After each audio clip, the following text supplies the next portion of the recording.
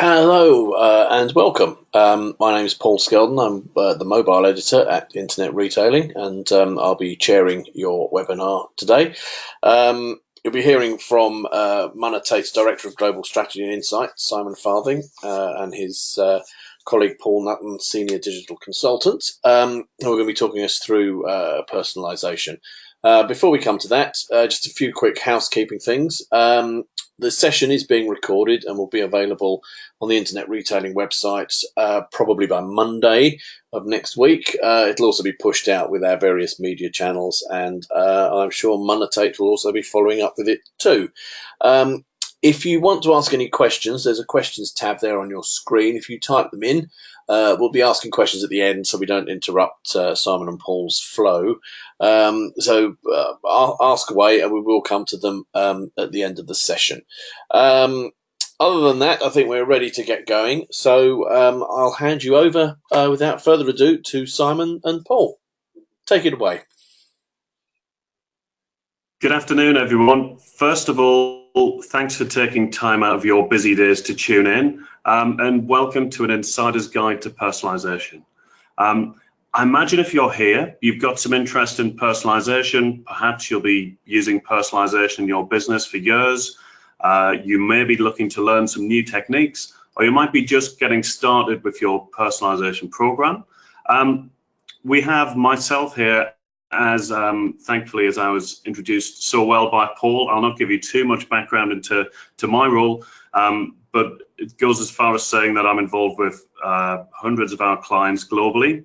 We do a lot of very interesting and innovative personalization pieces with some clients throughout retail, clients throughout banking and automotive and travel, lots of different verticals. We'll be today trying to give you some background to what a good personalization program is and give you some practical advice to take away. So I'm Simon and I'm joined here by my colleague Paul. Hello there, my name's Paul Nutton and I'm Senior Digital Consultant at Monetate. Before Monetate, I worked on the client side at clothing retailer Bowden, where I was looked after the optimization and personalization programs. Fantastic. Without further ado,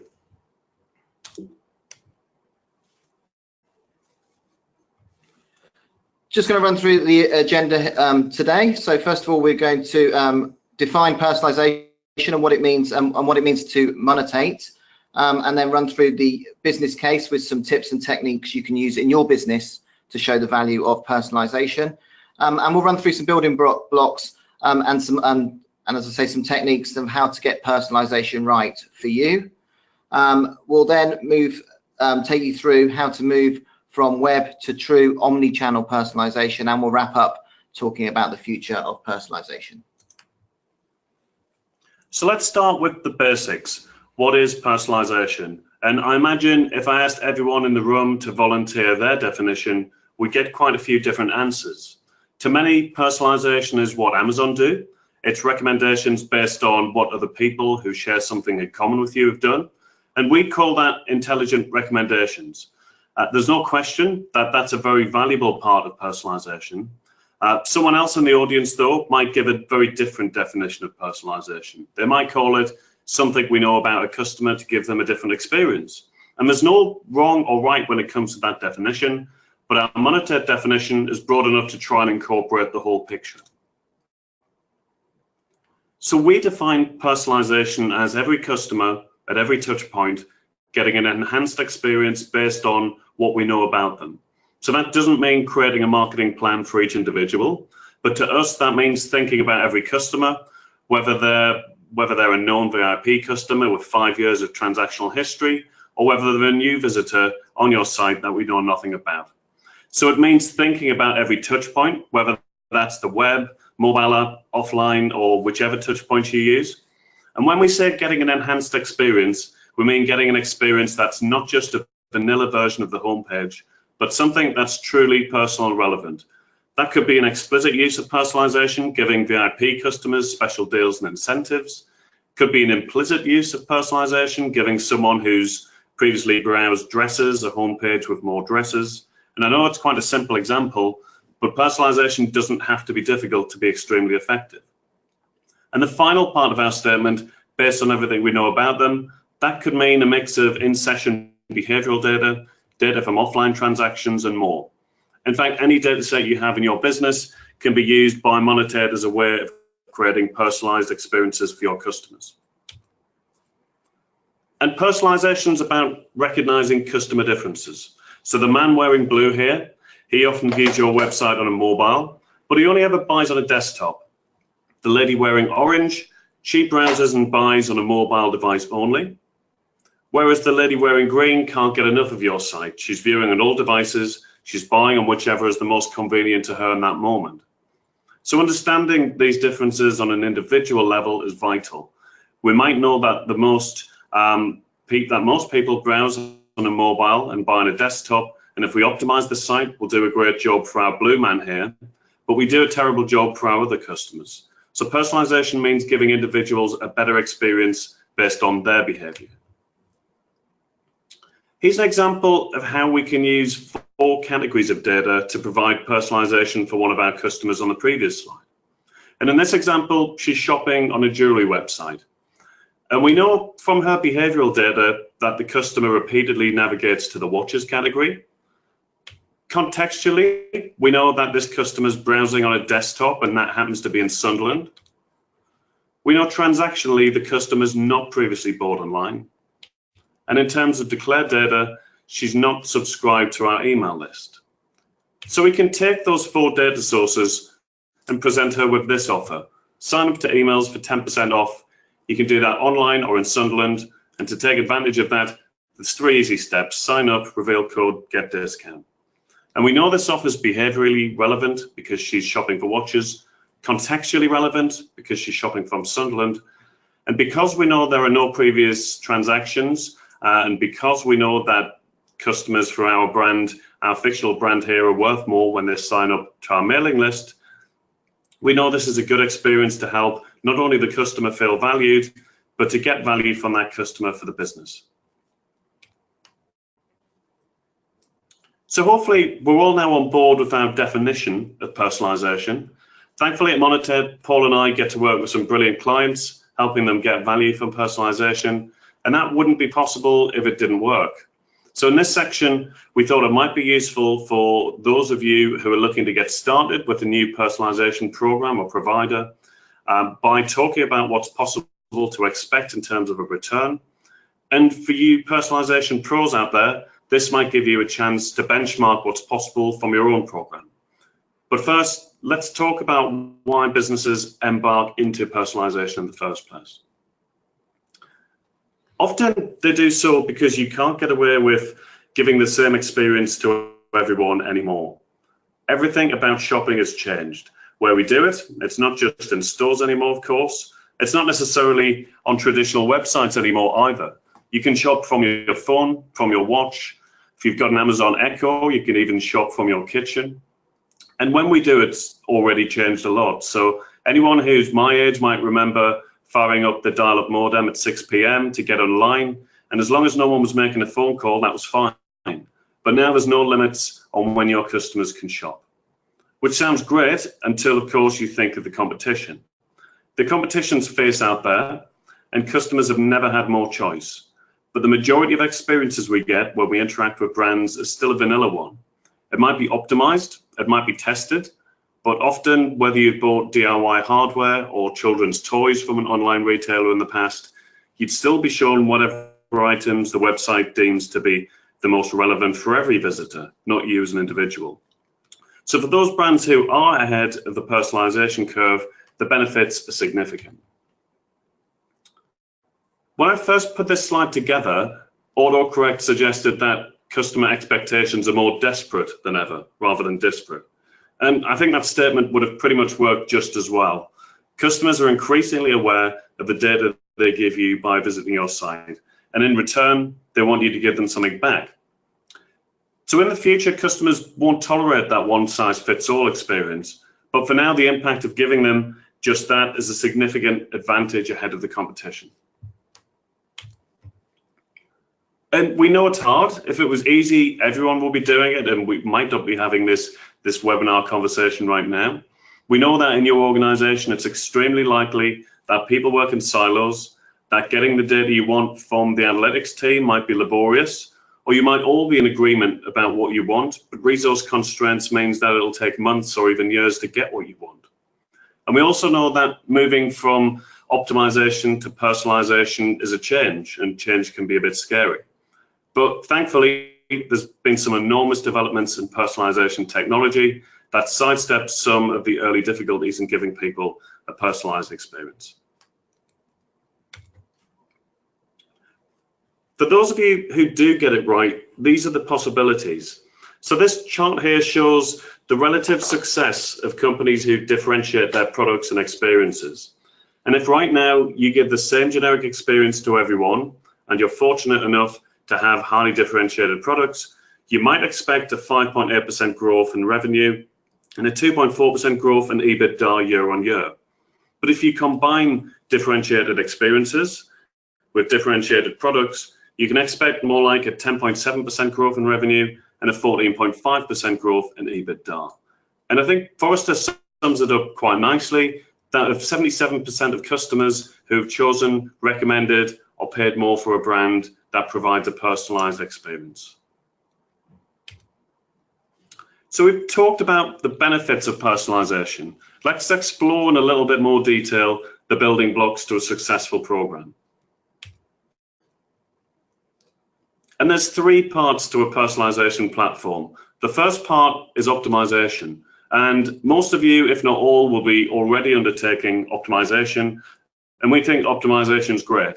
Agile testing is the start of creating better experiences on your website. And the thing with optimization is it assumes the law of averages, and that can be a little bit dangerous across the whole site. So let's use the analogy of a sports website. Perhaps you got on the Leicester City bandwagon a couple of years ago, and you optimized your whole site for Leicester fans. That might have worked pretty well, but after their mid-table finish last season, maybe you're seeing a bit of a drop-off in sales of Leicester merchandise. And football fans, of course, tend to be pretty partisan. So you probably won't get many Man United fans buying Man City merchandise. You might have some Liverpool fans who are a significant proportion of your audience. And if you optimize to any of these audiences, you're doing a disservice to the rest. You might even have a small niche of Sunderland fans on the site, and after recent years, they're probably a pretty low value segment. And you have all these segments on your site every day, of course. You might not have Sunderland fans, but what you will have is all of these people. You'll have new visitors, you'll have customers who haven't purchased recently, VIPs, people from Facebook. All of these audiences are different. Some are more valuable than others, and they've all got different expectations about what the site should do for them. So if you're not personalizing for all of them, then you're letting some of them down. The second part of the personalization platform is rules-based segmentation. And rules-based segmentation is massively powerful. It allows us to move away from the one-size-fits-all approach and begin to create valuable experiences from site entry to conversion for segments we know something about. And we might learn something about them from their on-site behavior, from their offline data, from propensity modeling. Whatever it is, rules-based segmentation gives us the opportunity to deliver compelling messaging to groups of visitors. So segmentation's very valuable, but eventually the law of diminishing returns fits in. So naturally, when we start with segmentation, we focus on the most valuable groups first. And those groups, if we do things right, will give us great returns. So it would be human nature to expect similar performance from the next group following this neat blue line. But typically, the orange line is where the reality is. So once you've mined your biggest opportunities, the value of the next opportunity can be lower. And it's also important to think about the fact that segmentation does not create experiences for individuals.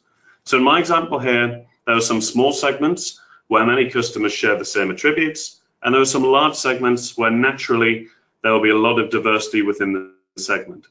The fact that segmentation is often based on one attribute, so a segment of customer value or a male or female split, for example, means that often segments aren't a true representation of customer diversity. So the third part of our personalization platform is machine-driven one-to-one. And there's been a lot of press about machine learning and AI, about its impact on everything from self-driving cars to self-selecting market segments.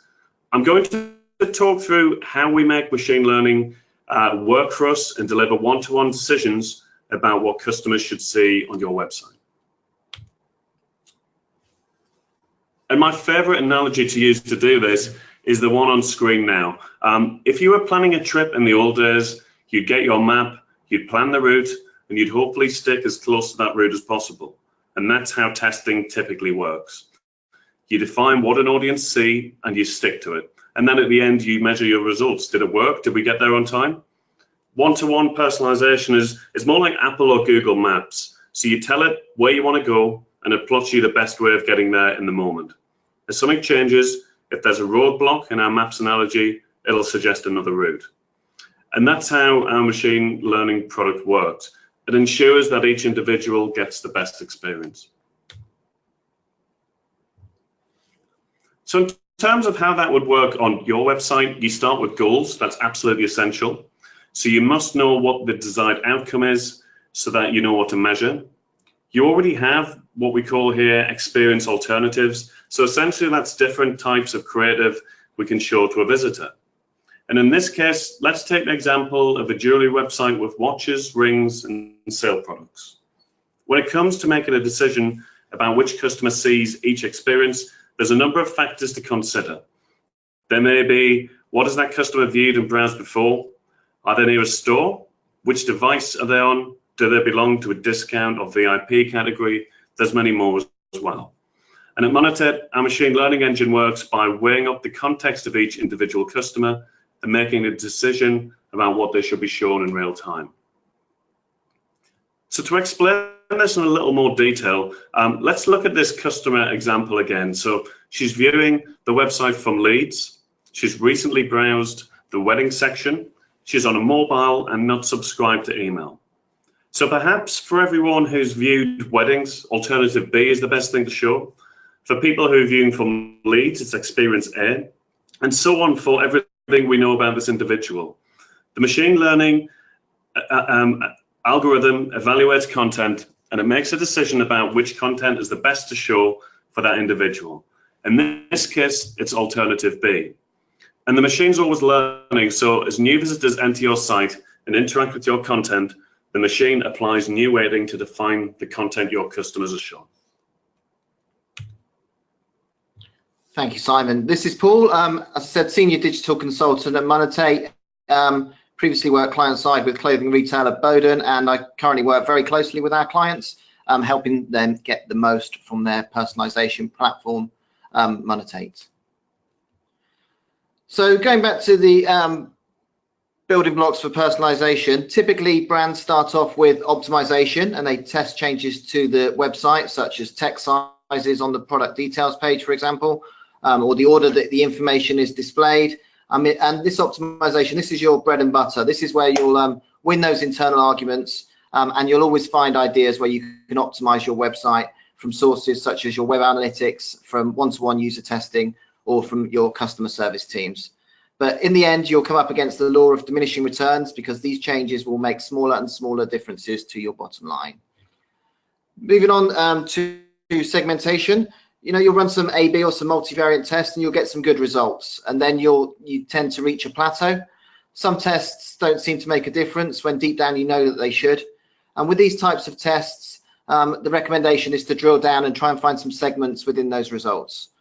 For example, you may find your new visitors love the changes you made to the website, but your returning visitors may not like it so much. And it's because the one segment is diluting the results of the other, you get a flat result. You'll even find differences in mobile visitors against desktop visitors, and then again with tablet versus desktop visitors. Moving up to the machine-driven machine learning, making changes to your website in real time. You'll run a test. You'll know your customers behave differently at sale time as they do at product launch, and with one-to-one, you can serve them those different journeys at those different times. Also, if you run international websites, you may find that some tests work in some locales and some don't. and then you face with the issue of what you need to hard code onto your site. Your IT team or your website management company, if at all possible, doesn't want to run multiple versions of the same website because it carries the maintenance overhead. But using one-to-one machine-driven personalization, you can be assured you've got the best experience to each individual wherever they are in the world. Optimization, testing a website change using A/B testing where you don't define a segment, and website optimization. This is your bread and butter. You'll make some good progress in the evolution of your web presence using optimization. You'll win those internal arguments, and you'll find out what good looks like on your website. The key to a good optimization test is choosing the changes that will get traffic and are noticeable. You know, changing the website button on the 5th page of your affiliate sign-up page from green to slightly lightly shade of green is unlikely to have much of an impact on your conversion rate. But increasing the salience of calls to action, decluttering will pay dividends. For example, Monetate client Office Shoes ran a test to make their search box more prominent on their mobile site. Industry statistics dictate that searchers are more likely to convert than browsers, as they're more likely to have a specific product in mind. And the results of this test were great. Search usage was up double digits compared to the control. Conversion and revenue were more positive when the search box was more visible. And there's also a significant increase in revenue per session over the control. And this amounts to millions of pounds of revenue over the year. Onto segmentation, new versus returning visitors. British fashion and lifestyle brand Jack Wills has improved the performance of its online store by using personalization to deliver different experiences for new versus returning customers. And this generated significant double-digit increases in conversions for new users. Monetate enables Jack Wills to show new customers product categories with bestseller products, in contrast to existing customers who are shown the latest new arrivals. As testing has proven that this group is more interested in discovering new products. Now moving to one-to-one personalization. This particular client's recommendations were already on the product details page. This is product recommendations. We're already on the product details page, and they wanted to relocate them above or below the product reviews. And the simple action of moving the product recommendations above or below the product reviews allowed the client to dictate what fell above or below the fold on their most common screen resolution, and therefore emphasize different information for different visitors. 2 placement options, and in this simple experience drove a 4.8% lift in revenue per session. So Paul has shown some great examples of how to get personalization right. I wanted to share an example which you may think is less effective. I'll leave that up to you to make your own decisions. It's an example from KFC China, and they're using an AI, artificial intelligence enabled system to recommend food items based on the age and mood of customers. So it works by you going into one of their restaurants. This machine will scan your face and it'll make some decisions about what you therefore want to order. And the way it works is, if you're a male customer in your early 20s, you'd be offered a set meal of crispy chicken, hamburger, chicken wings and a Coke, which sounds pretty good to me. If you're a female customer in your 30s, you'll get a recommendation of porridge and soybean milk. And I don't know about you, but I don't think that's going to be a particularly strong recommendation for the majority of people who go to KFC. And what lies behind it is they're trying to create a personalized ordering experience, but a Guardian reporter in this case went a couple of times, and on her second time, it didn't remember what she ordered last time. So I think that's a case of using personalization and using just one small data point. So using what your face looks like, what your age is, what your gender is, to make some massive assumptions about what you want. And I think that's how you can get personalization wrong. Good personalization is about using all the available data sources that you have and making an informed and intelligent decision from those data sources. Now we're going to move on by talking about moving from a single channel, i.e. website, to omni-channel personalization. As we've mentioned before, your customers are different. Simon covered how they react with your website, and personalization is about recognizing customer differences. for example, how they buy from your website. But your visitors, they come to your website, but they don't think in channels. They interact with your brand in many different ways. They deal with an organization and they demand a consistent and personalized experience. If we want to give our customers a truly customized and personalized experience, we need to join up the data that you already have. At Monetate, we can ingest that data and run it through our platform and make decisions for personalization by processing it through the Monetate intelligent personalization engine. And then we can power and drive personalized and consistent experiences across all your channels. And that allows us to give each individual a truly personalized experience at every moment across all touch points based on everything that we know about them. Just moving on for an example of an offline experience, an example from Monetate client Bowden, a catalog company, clothing company with a strong online presence. And this is an offline personalization campaign that I was actively involved in when I worked at Bowden. It used CRM data to tell a story of the customer using their first name, channel of their first purchase, and continue to tell a tale inside with some further details. There are 3 different versions, one for best buyers, one for single buyers, and another one for lapsed buyers. Multiple levels of variation were employed based on customer life cycle and the past purchase information. It resulted in 2 million permutations of product recommendations based on their past purchase behavior. When compared against the control catalog with a generic image cover, Bowden saw a huge uplift in response, a significant return on investment, and there was great customer feedback and social media activity, and it also won a Marketing Week Engage Award.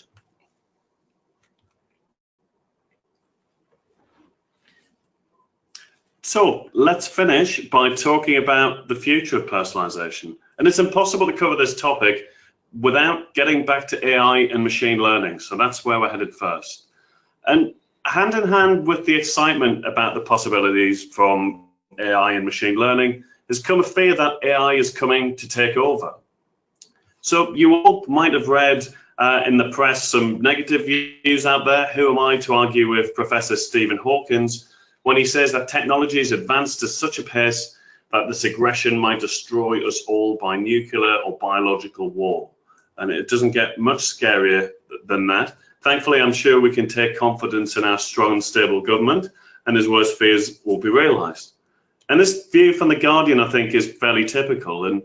And this article goes on to talk about the fact that AI will disrupt the way we work, and we need to be ready for it. And what I like about this headline is the focus on being prepared. And for me, this is the #1 factor in taking advantage of the possibilities from AI. And this article from Wired magazine is a bit more optimistic. It claims that AI will take our jobs, but better ones will emerge. And for me, that's something to be excited about. I mean, let's think about the invention of the internal combustion engine, which is, funnily enough, seeing the end of its glorious run by 2040 by recent media claims. When the internal combustion engine was released, there was a huge decline in horse ownership, a huge increase in car ownership. But the impact of this technological advancement didn't mean that there were less jobs. It just meant there were different jobs. And I think the impact of AI will be much the same.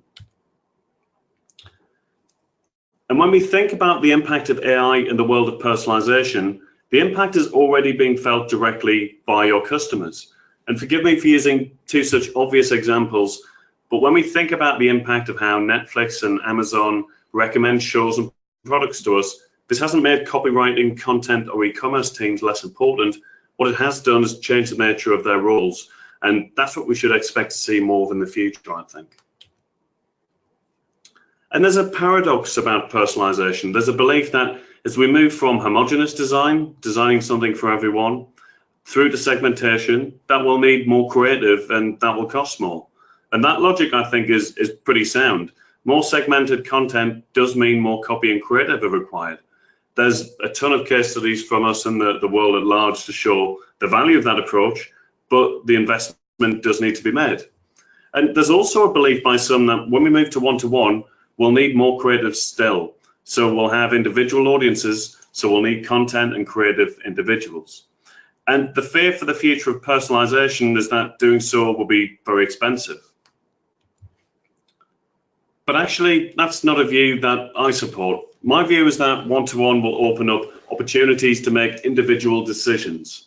So individual decisions don't need individual creative. And the great thing about that is it means that these creative and content teams, they're creating content that already exists, but what this does is make sure that filters into the right audiences.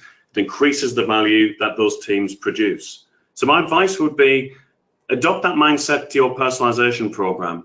Doing so creates a massive opportunity to drive value from what your teams already do, and will only accelerate and do more and more for your teams and your businesses in the future. Just moving towards the end of our webinar now, just some noted down some key takeaways from today. First of all is your customers are different. They don't think in channels. They just want a consistent experience with your brand. To achieve the best results, you'll need to employ all stages of that pyramid: optimization, segmentation, and one-to-one machine-driven personalization.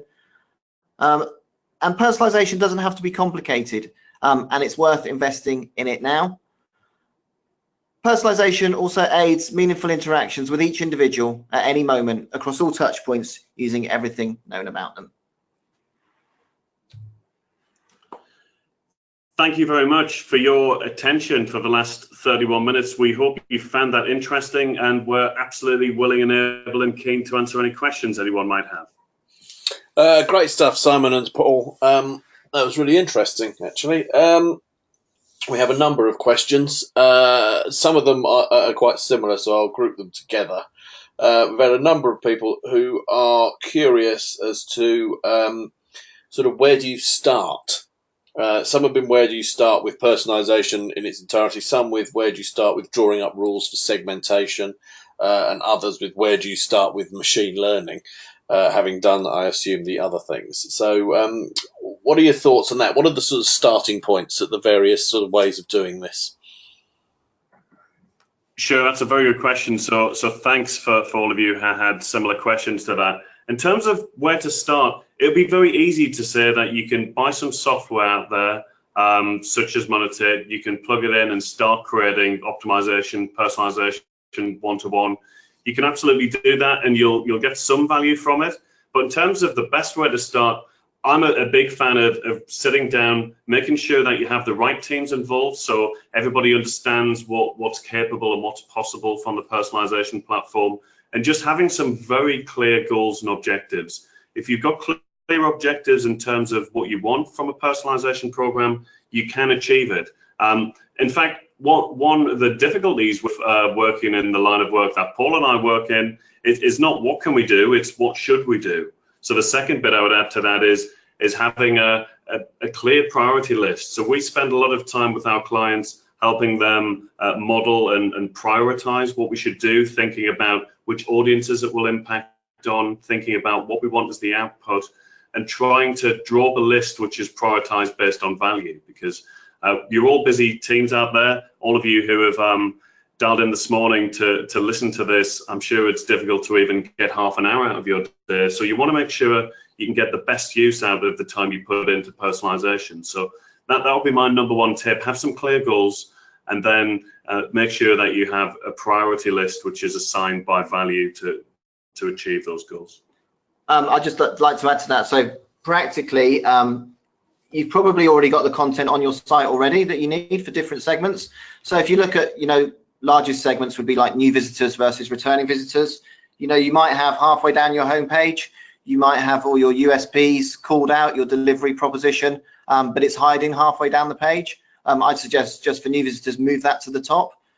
You might have, if you run a clothing website with menswear and women's wear, typically your menswear content will be buried down the bottom of the page. But for those who only ever buy menswear and don't view women's wear, just move that to the top.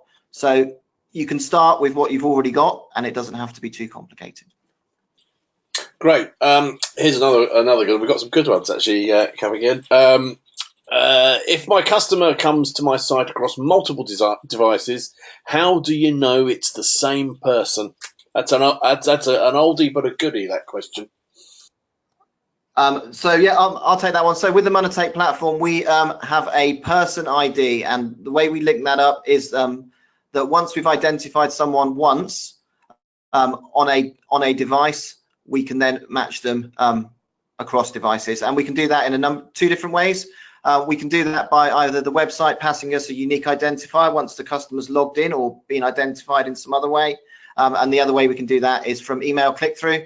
You might put a query string name value pair on your email click-through, customer ID equals 1234, and then we can pick that up, and then we can start matching those people.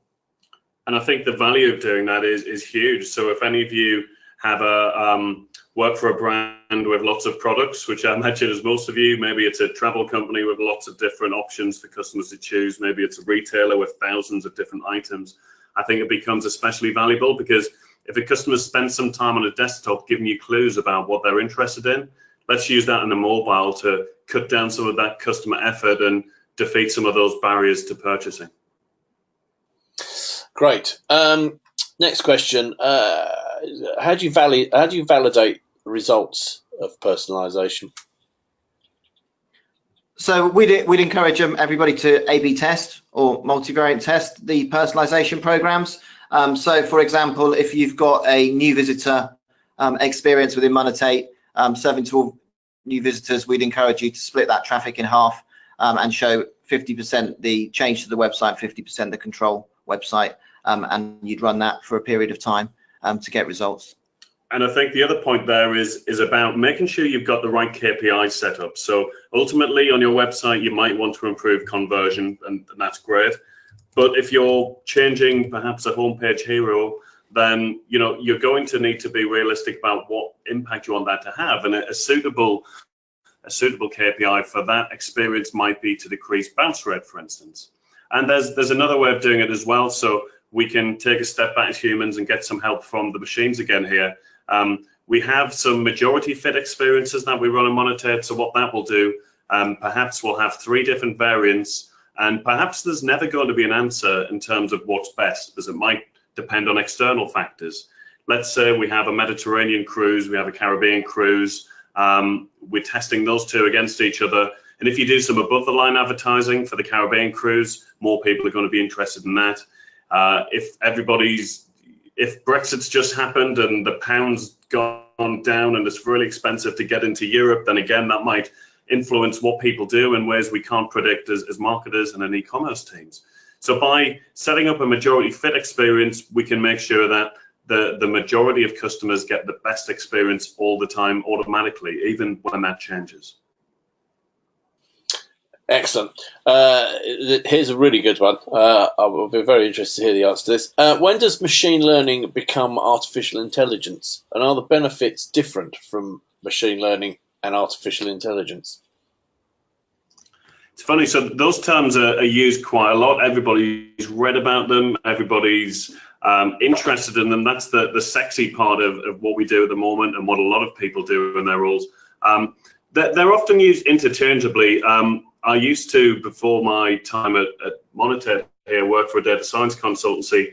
Our interpretation of it, and mine still, is that AI is kind of the big wraparound term.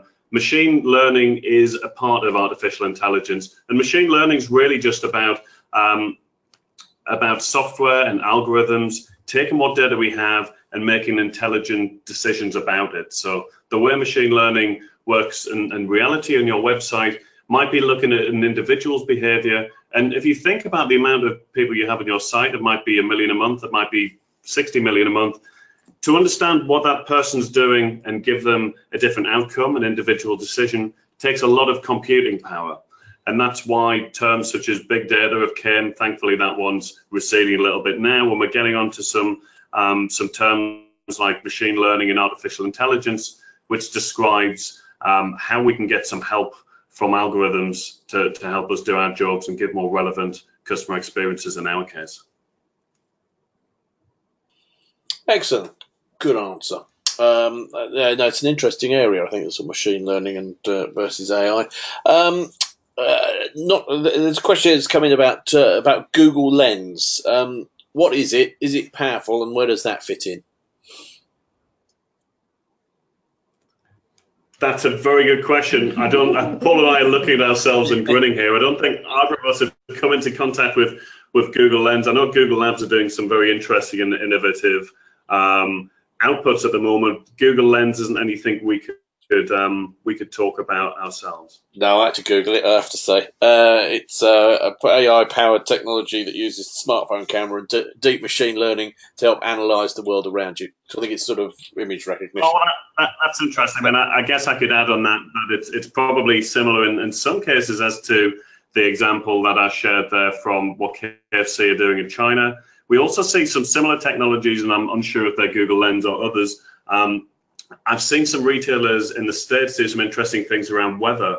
So they've had a big screen within their branch on the high street, and that screen has shown different types of products depending on what the weather looks like inside and depending how people are dressed when they walk past.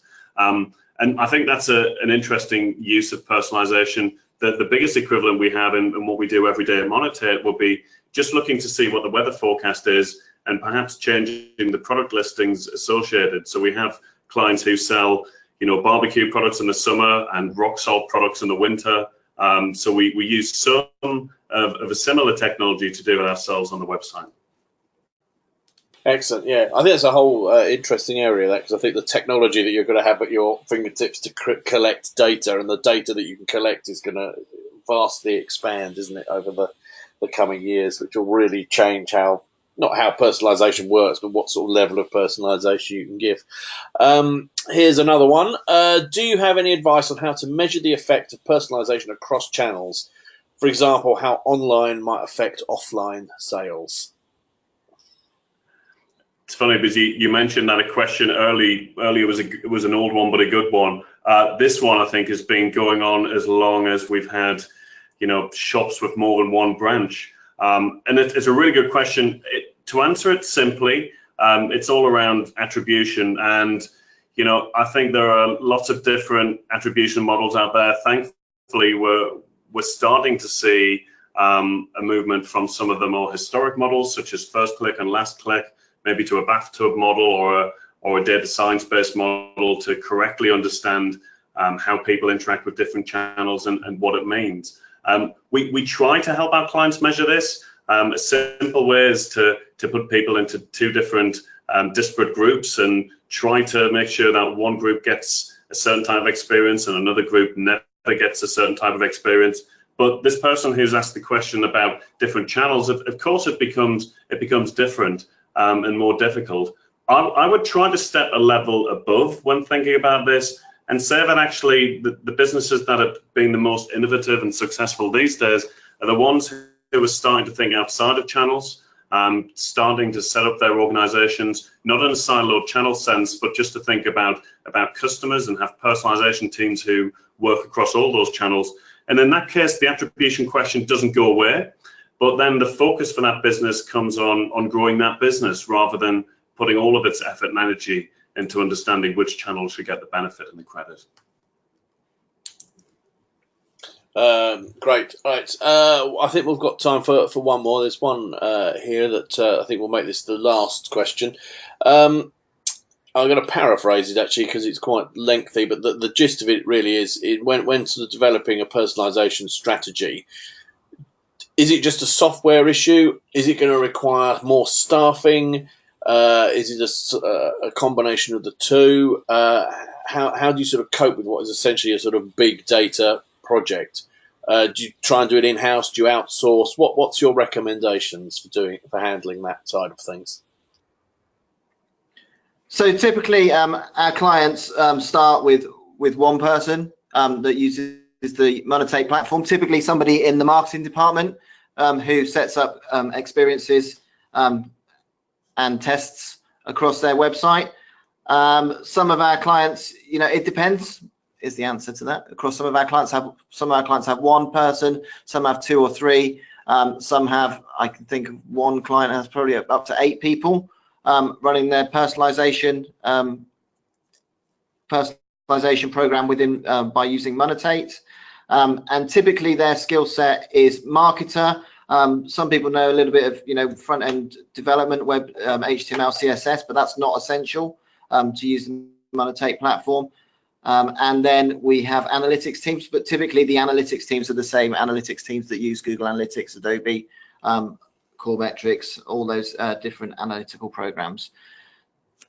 Great. Yeah, and I think just one thing to add to that, you know, whichever team runs it, whether it is e-commerce or analytics or IT or a bespoke setup personalization team, I think clients get the best use out of Monetate and personalization in general when those silos are knocked down and those barriers are understood and overcome. So it really doesn't matter which team run it. What really does matter is that you get buy-in from those other departments, and that's something we spend our time helping with, and something that can change personalization from a nice little project that'll make some good positive incremental ROI on your site to something that can be quite transformative to all the individuals who access your site and across all different channels as well. Great. I suppose also it depends how successful it's been. You're probably going to grow it and add more people and more technology as it sort of takes off and starts to yield results. I did say that was the last question. I've had one more pop up that I think is interesting enough to be worthy of being asked. And it is the last question. Are you going? All this is sort of relies on getting data from consumers. One, is that difficult?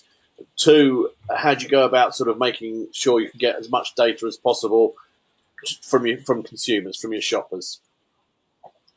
Yeah, the data question is something close to my heart. It's massively important. I think the first thing to understand is there's a lot of in-session behavioral data that we can use inherent in the platform. So if you turned Monetate on tomorrow as a new client and we couldn't get access to any of your internal data, we would still know what your customers, what device they're browsing on, we'd know where they are, we'd know which categories and products they're interacting with, we'd know how long they're visiting the site for, which traffic source they've come in for. There's a lot of rich data which we can use to personalize the experience there and then in session. But if that can be added to by internal data, it's massive. So internal data sources that are valuable include things like any persona data you might have, include modeling, so propensity modeling or RFM modeling to identify customer value, even simply just identifying who VIP customers are, or maybe which categories they're buying. If you've got offline stores, that's a lot of rich data you can feed into Monetate to use online. So if somebody's bought a lot of jeans in a store and we want to use that to market to them online, that's really valuable data that we can feed in. And that can be used for segmentation purposes. It can be used for one-to-one personalization purposes as well. I think the important thing to remember is don't let the data stand in the way of getting stuff done. So start immediately with the data you have access to, identify the most important sources of data, and put in a plan to get that from your internal organization. So, you know, for some people, that'll be really easy. For some, it'll be a little more difficult. It's always possible, and it's always quite easy to create a compelling business case for why that can benefit your customers by getting it into Monetate. Excellent, great answer, and a fitting point there to stop. So Simon and Paul from Monetate, thank you very much for doing that. It was very insightful. Hopefully we've answered all the questions people raised. As I said at the beginning, the recording of this will be available in the next few days, probably by Monday. So you can listen to it all again, and you can pass it on and share with all your friends and colleagues. So that's it. Very interesting, and thank you very much for joining us, and thank you, Simon and Paul. Thanks, everyone. Thank you. Thank you. Bye-bye.